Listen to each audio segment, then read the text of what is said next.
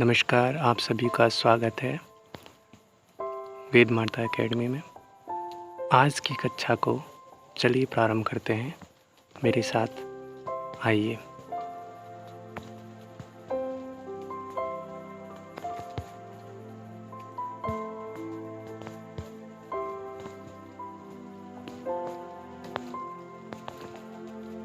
आप सभी का मेरे क्लासरूम में स्वागत है। आज हम उपनिषद के बारे में पढ़ेंगे। तो प्यारे विद्यार्थियों, आप सभी तैयार हैं? चलिए स्टार्ट करते हैं ईशावास्य उपनिषद के बारे में। ठीक है, लेट्स स्टार्ट। सबसे पहले ये जानने का प्रयास करते हैं कि ईशावास्य उपनिषद का नाम ईशावास्य क्यों है। तो डियर स्टूडेंट्स, ईशावास्य उपनिषद का पहला मंत्र है ओम ईशावास्य इदं सर्वम अथ किंच जगत्याम जगत तेन त्यक्तेन अभियुजिता माँ गृधः कस्यस्विद्धनम। तो इस मंत्र में सबसे पहला शब्द जो है वो ईशावास्य है, इसलिए इस उपनिषद का नामांकन भी ईशावास्य उपनिषद रखा गया है।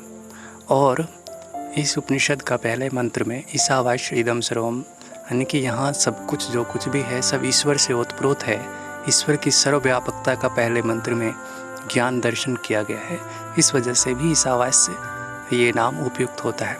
ठीक है, तो ईशावास्य उपनिषद का नामांकन समझ लेने के बाद बात करते हैं उसके अगले जो कंटेंट है।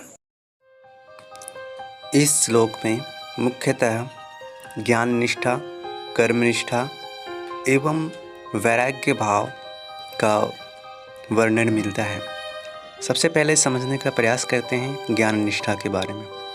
तो जैसा कि इस श्लोक में कहा गया है, ईशावास्य इदं सर्वम यत् किंच जगत्याम जगत, जो कुछ भी यहाँ है वह सब ईश्वर से ओतप्रोत है। तेन त्यक्तेन अभियुजिता माँ गृधः कस्यस्विद्धनम, इसलिए उसका त्याग पूर्वक भोग करना चाहिए और किसी भी पराये व्यक्ति की धन की कामना नहीं करनी चाहिए, क्योंकि यहाँ जो कुछ भी है वह सब ईश्वर से ओतप्रोत है। तो इस प्रकार यदि हम ज्ञान का दृष्टि रखें तो स्वतः ही श्रेष्ठ कर्म होता चला जाएगा और किसी प्रकार के पाप कर्म की कोई गुंजाइश नहीं रहेगी। ये ज्ञान निष्ठा का विवेचन हुआ। आगे अब जानते हैं, अगले मंत्र में कहा गया है कुर्वन्नैवेह कर्माणि जिजीविषेक्षत समाः एवं त्वयि नान्यथोऽस्ति न कर्म लिप्यते नरः।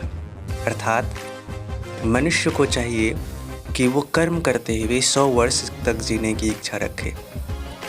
यदि वह त्याग पूर्वक कर्म करेगा, निष्काम भाव से कर्म करेगा, तो निश्चित रूप से वह कर्म उसे लिप्त नहीं करेंगे।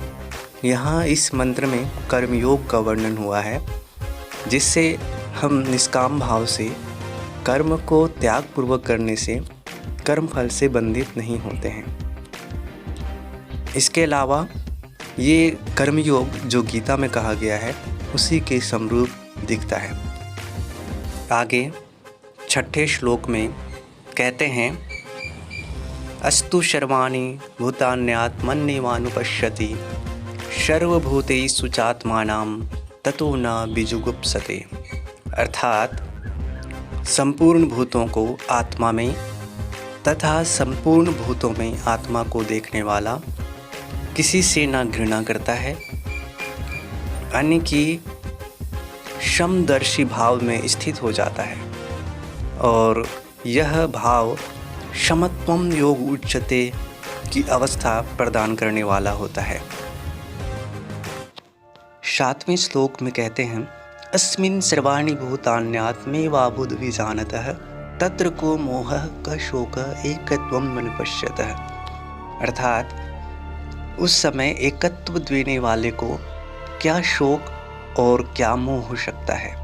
जब ज्ञानी पुरुष के लिए उस समय सब कुछ आत्मा ही हो गया तो अर्थात इस प्रकार की ज्ञान दृष्टि को प्राप्त कर लेने वाले व्यक्ति को न कभी भय, शोक और न मोह ही सता सकता है।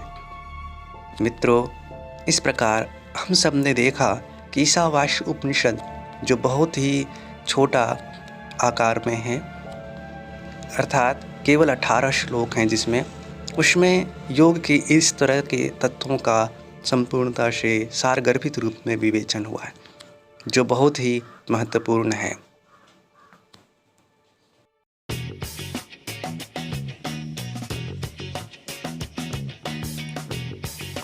तो मित्रों, यदि आपको ये क्लास अच्छी लगी हो तो आप सभी लाइक करें, कमेंट करें और चैनल को अवश्य सब्सक्राइब करें, ताकि जो कोई भी अपडेट हो वो आपको तुरंत नोटिफिकेशन के माध्यम से मोबाइल में मिले और एक भी क्लास मिस ना हो सके। धन्यवाद, नमस्कार, ऑल द बेस्ट।